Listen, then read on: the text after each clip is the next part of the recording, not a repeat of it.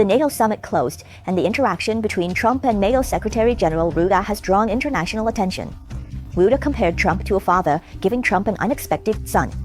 Meanwhile, Spain is at odds with the United States, sparking dissatisfaction from Trump. What message does the interaction between Trump and Rutte send?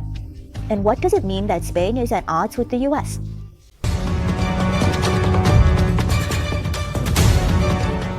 Hello, welcome to Global Express.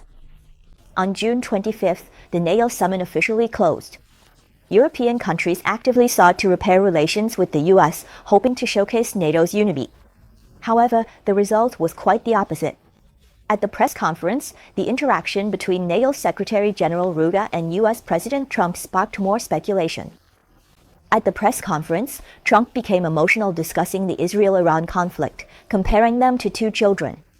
He said the two sides were like kids fighting at school, and at that moment, it was hard for outsiders to intervene. Only by letting them fight for 2 or 3 minutes would it be easier to step in.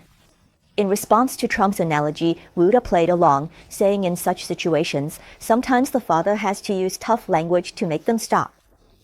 Public believes Rutte was trying to justify US launching military strikes against Iran's nuclear facilities.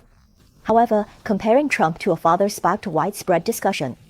More importantly, despite Rutte's inappropriate remarks, Trump not only didn't mind, but even went further, claiming Rutte once affectionately called him Dad. When Trump said this, U.S. Secretary of State Rubio, standing nearby, couldn't help but burst out laughing. Although Rutte immediately clarified he was only using a metaphor and did not actually call Trump Dad, this slip made headlines in multiple countries and quickly sparked heated debate. The public believes Rutte's gaffe and Trump's humiliation further revealed the dominant position of the U.S. within NATO to the international community. This imbalance of power highlights the awkward situation where NATO members are gradually losing their voice. In this context, Spain chose to go against the U.S.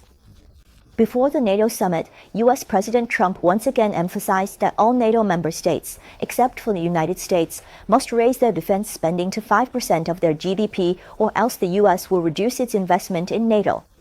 This is undoubtedly a veiled threat, and for Europe, which is highly dependent on the U.S. for defense, it is clearly not good news.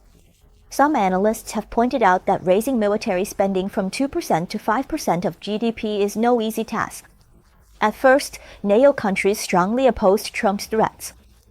Trump remained firm in his stance, and NATO had no choice but to compromise. After negotiations led by Secretary General Rutte, member countries agreed to gradually increase military spending to meet Trump's demands by 2030. However, Spain explicitly refused the U.S. request.